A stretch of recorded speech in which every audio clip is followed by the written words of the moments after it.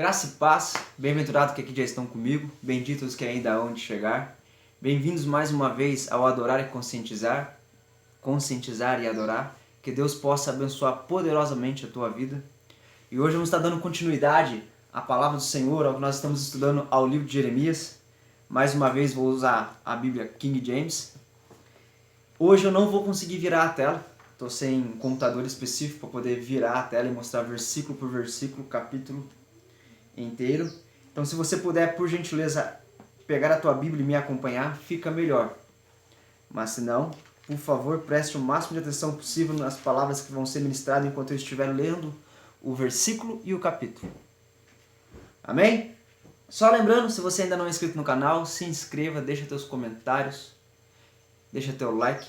Isso abençoa muito a minha vida e para ti não custa nada. Se é a primeira vez que você está no canal, seja bem-vindo. Que esse canal possa ser instrumento do Senhor para abençoar a tua vida, guiar o teu coração e te trazer revelações para uma vida melhor, uma vida diante da presença de Deus, uma vida completamente coberta pela graça e pelo amor e pela misericórdia de Jesus Cristo. Amém? Então, hoje nós vamos falar de Jeremias capítulo 5, tá? E ele vai dizer bem assim para nós: corra para lá e para cá, através das ruas de Jerusalém, e veja agora, e sabe, e busque nos seus lugares amplos, se puder encontrar um homem, se houver alguém que faça juízo, que busque a verdade, e eu vou perdoá-lo. E embora eles digam, o Senhor vive certamente, eles juram falsamente. O Senhor, não estão os teus olhos sobre a verdade? Tu os atingistes, mas eles não ouviram, entristeceram o seu coração.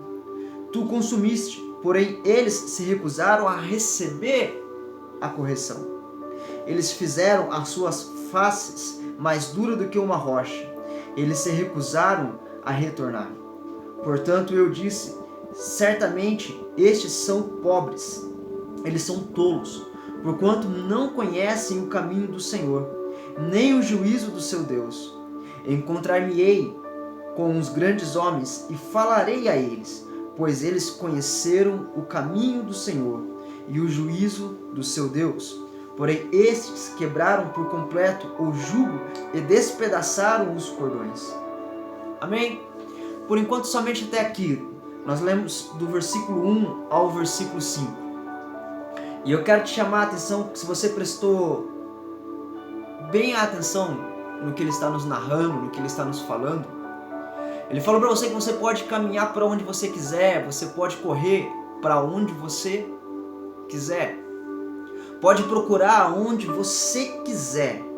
Mas se você achar um homem justo, uma pessoa justa, ele poupará a cidade. Lembrando a você que esse estudo, ele está falando, ele está nos demonstrando, ele está nos orientando a correção do povo de Israel.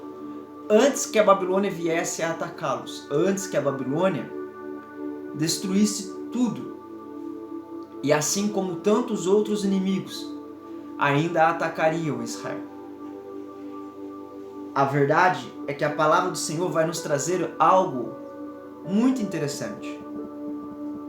Se você vê, quando ele fala, olha, corra para tudo quanto é lugar que você puder, procure em todo lugar quanto você puder. Não é a primeira vez que ele faz esse desafio. Não é a primeira vez que isso é lançado sobre as vidas. Mas aconteceu também com Abraão. Lembra quando Deus negociava com Abraão a destruição de Sodoma e Gomorra? Que Abraão tentava interceder por aquela região, e Deus usou a mesma frase. Quem faz o desafio é Abraão para Deus. Olha, se o Senhor achar 50 homens, 40 homens, 30 pessoas, 20 pessoas, 10 justos, o Senhor perdoaria? E Deus fala, sim, filho, se você me mostrar essa quantidade de pessoas que você está me falando, eu te ouço e não destruo. Só que uma das coisas mais difíceis das pessoas entender é a justiça de Deus. Muitas das vezes, nós achamos que nós estamos sendo justos verdadeiramente. E eu quero abrir um parênteses aqui neste momento e falar para você começar a se analisar se você realmente é justo ou se é só um momento emocional. Se é uma parte que a emoção toma conta da tua vida. Se a justiça que você aplica sobre quem você gosta é a mesma justiça que você aplica sobre quem você não gosta. Que essa parte, irmãos, não é fácil de se viver. Mas a presença de Deus quer te mostrar e iluminar que a justiça verdadeira que tem que ser vivida é a justiça dele, que ficou nas Escrituras, na palavra do Senhor sobre a nossa vida. E a justiça de Deus não se compara com a nossa. A maioria sempre prega o grande amor de Jesus Cristo, e eu digo para você, não está errado, está certo, tem que pregar mesmo o grande amor de Jesus Cristo, porque Jesus realmente, ele é amor puro, ao ponto de morrer na cruz por mim e por você. Só que também, ele é justo, ele é fiel. Não importa se você é macumbeiro, feiticeiro, evangélico, católico, rico ou pobre, ele é justo por igual. A própria Bíblia nos ensina que aquilo que a gente planta, aquilo a gente também colhe. Muitas das vezes nós não sabemos o tempo em que nós vamos colher aquilo que nós plantamos, mas o caminho é reto e nós colheremos. A justiça de Deus é totalmente diferente da minha e da tua justiça. Ele reconhece. Ah, pastor, mas então para que eu vou ser evangélico? Para que eu vou buscar a Deus? É simples. Porque aquele que se chega a Cristo, aquele que guarda os seus mandamentos, que realmente busca a verdade de Jesus Cristo, tem o direito da salvação. Nós lutamos para manter a nossa salvação dentro de nós, porque Ele já deu a todos nós. Se você vai abraçar essa salvação ou não, a escolha é sua. Mas a justiça de Deus é outros 500. Ele vai te honrar pela maneira que você é na tua vida, pela maneira que você está. No versículo 1 ele diz: corre para lá e para cá através das ruas de Jerusalém, e veja agora, e sabe, e busque nos seus lugares amplos, se puder encontrar o homem, se houver alguém que faça juízo, que busque a verdade, e eu vou perdoá-lo. Quando Deus estava narrando isso com Jeremias, e nos deixando essa inspiração hoje, nos deixando essa palavra hoje, é porque naquele momento não se achava mais uma pessoa íntegra, sincera e justa verdadeiramente. Aqui nós podemos dizer que Deus está usando a Jeremias para combater muitos profetas, muitos sábios. E ele era essa pessoa justa diante de Deus. Diante de quem Deus pegou e falou assim: eu estou te levantando como um profeta para anunciar a minha palavra, para anunciar o meu castigo. Ele era esta pessoa. Só que quando Deus quer falar com você, Ele não vai falar de você necessariamente. Ele vai querer, através de você, tratar outras pessoas, curar outras pessoas, transformar outras pessoas. E você precisa cuidar da tua santidade, do teu coração, da tua mente, dos teus olhos, da tua boca.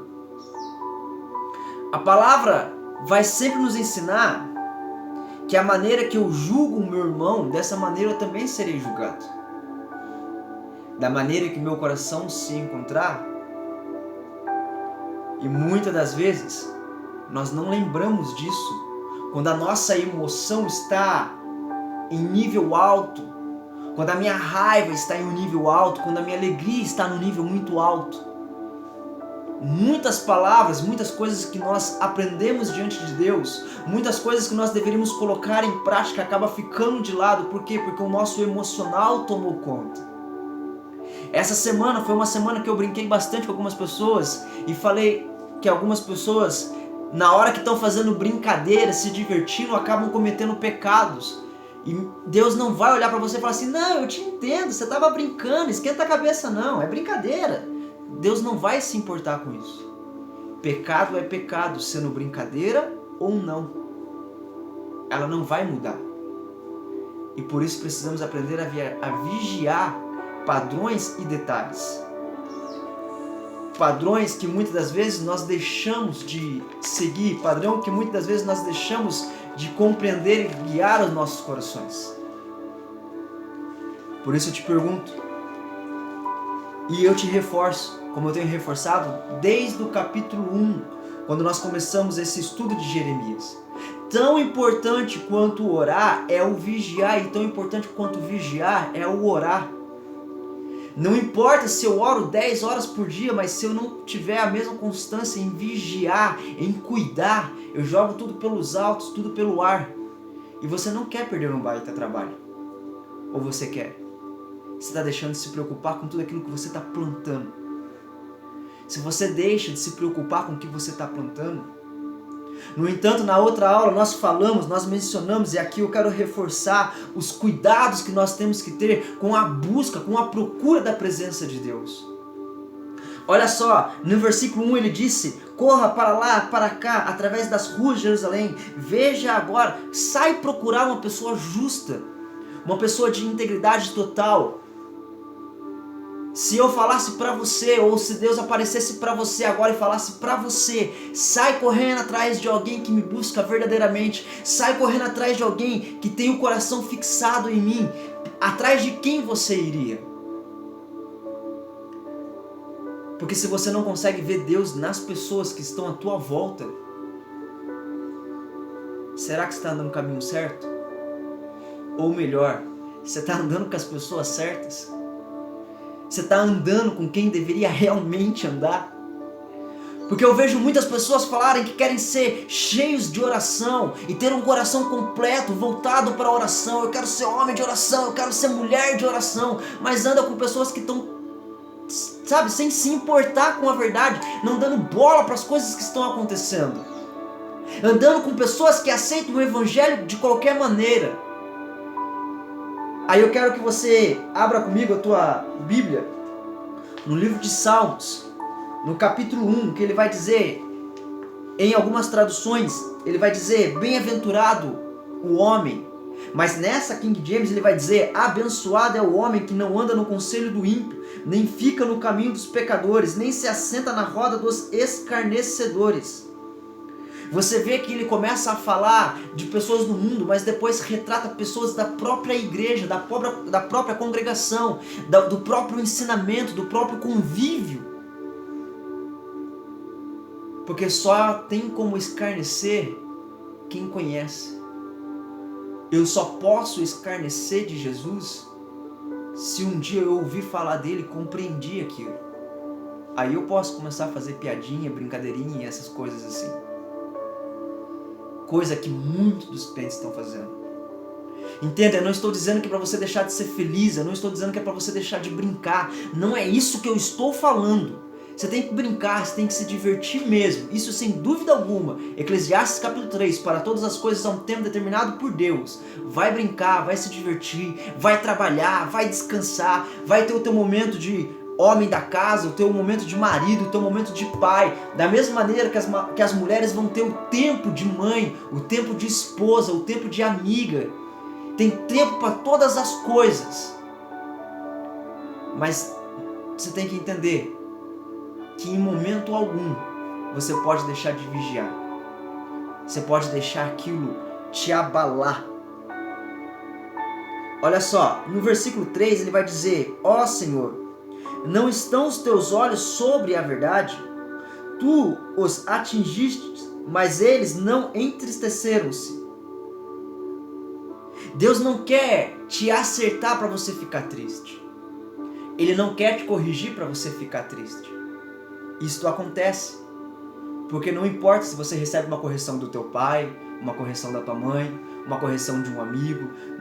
Quando você recebe uma correção de alguém, a tendência de você ficar entristecido, de uma tristeza tomar conta do teu coração, é normal.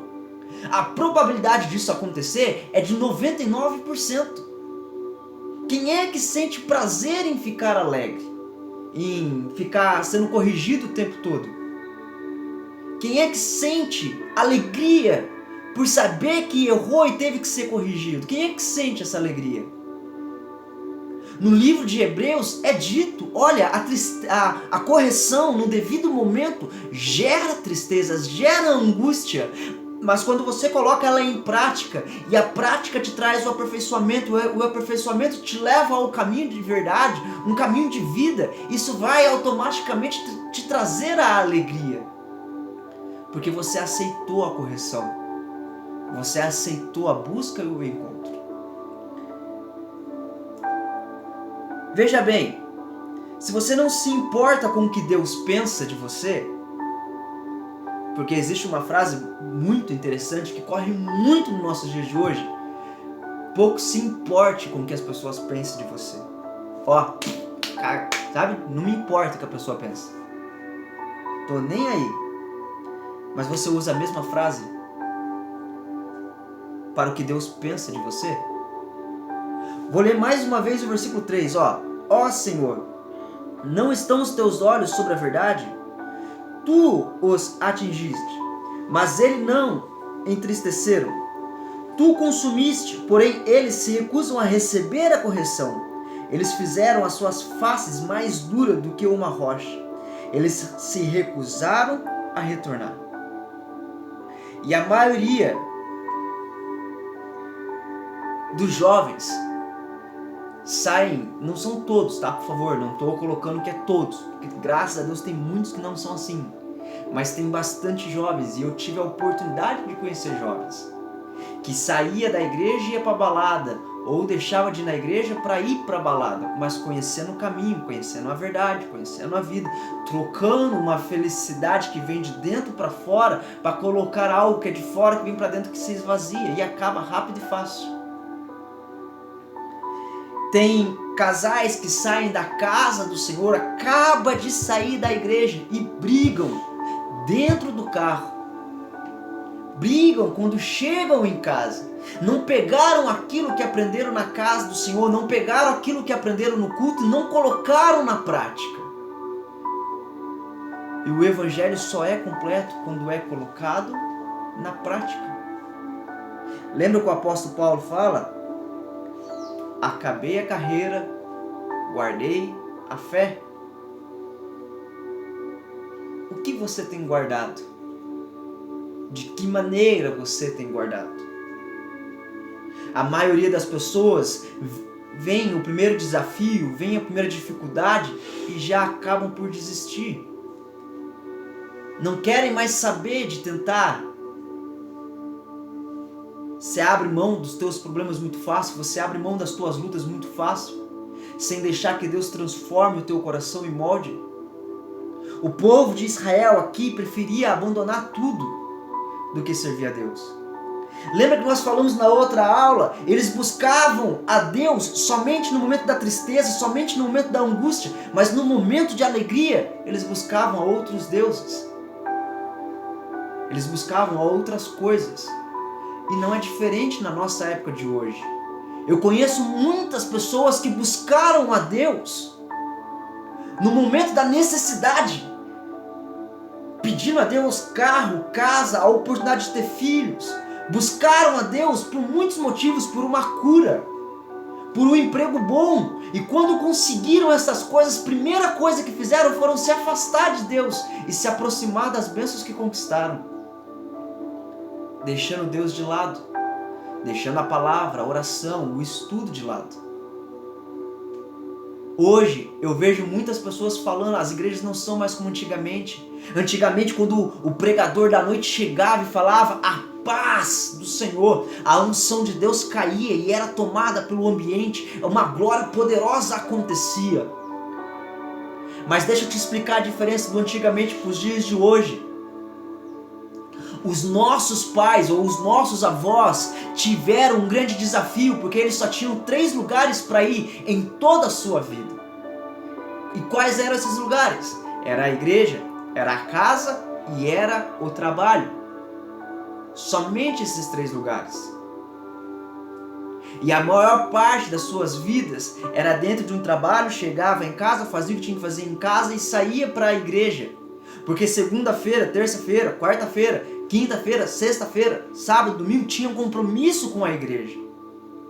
Segunda era a oração do círculo de oração. Terça era culto de ensinamento. Quarta era culto de família. Quinta era momento de oração com Deus. Sexta era o encontro com Deus e o pessoal ia lá e passava horas orando. E sábado era culto de ensinamento ou culto voltado para alguma coisa, uma campanha. E domingo, outro culto da família, e vamos lá trabalhar, e vamos para cima.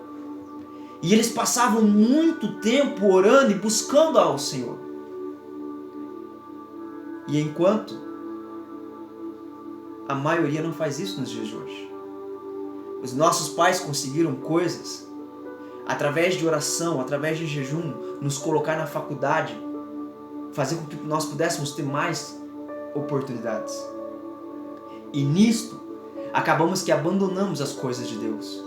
Passamos mais tempo na balada, na faculdade, com rodinhas de amigos, fazendo churrasco, festas, e nos afastamos daquilo que era de Deus. Olha só o que vai dizer o versículo 5. Encontrei-me com grandes homens e falarei a eles, pois eles conheceram o caminho do Senhor e o juízo do seu Deus. Porém, esses quebraram por completo o jugo e despedaçaram os cordões. Irmão, cordão é algo que te liga a Deus, cordão é algo que te amarra em alguma coisa. Você já viu que a maioria das vezes, quando você vai fazer uma mudança, os caras usam corda para amarrar os móveis, para não cair, para não se afastar, para não arranhar, para não quebrar, para alguma coisa assim? Pois é, quando você quebra o cordão que te liga a Deus, que te amarra a Deus, a tendência de você se afastar e o amor se esfriar é grande. Muitos preferem procurar desculpas na Bíblia. Ah, eu posso beber porque Jesus andava com uma taça de vinho na mão e comer o tempo todo, e o pessoal chamava ele de beberrão e comilão. Ao invés de você ficar procurando desculpa para poder viver a tua vida, comece a se perguntar: a Deus, como é que o Senhor quer que eu viva a minha vida?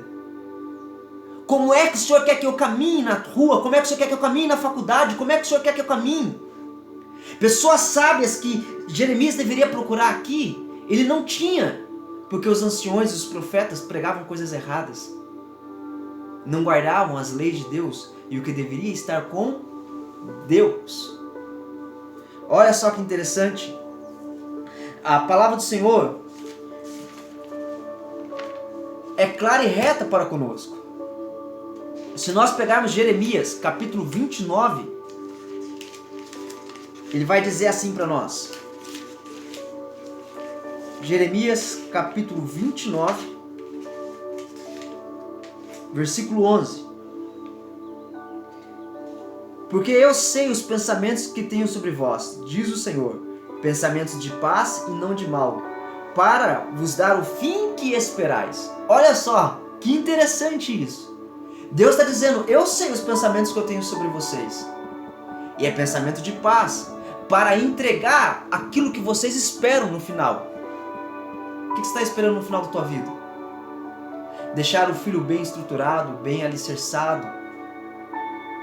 Talvez os netos, condição financeira boa, mentalidade boa, com a família muito boa, bem criada, estruturada. Só que como é que você vai fazer isso se você se afasta de Deus? Se nós começamos a procurar e não consegue achar. Aí eu quero liberar uma palavra profética sobre a tua vida. Já que você está procurando e não está achando, seja você. Pega e veja o que diz a palavra do Senhor. Enoque andava com o Senhor. Noé era temente reto ao Senhor. Davi, quando ele foi chamado para tocar os instrumentos para Saul, foi falado: ele anda com Deus. Seja você essa pessoa em nome de Jesus, que anda com Deus e faz a diferença onde você está, na tua faculdade, na tua casa, no teu serviço. Pare de ficar falando para as outras pessoas: porque você vai fazer o que na igreja? Seja você a diferença diante de Deus. Seja você aquilo que Deus quer.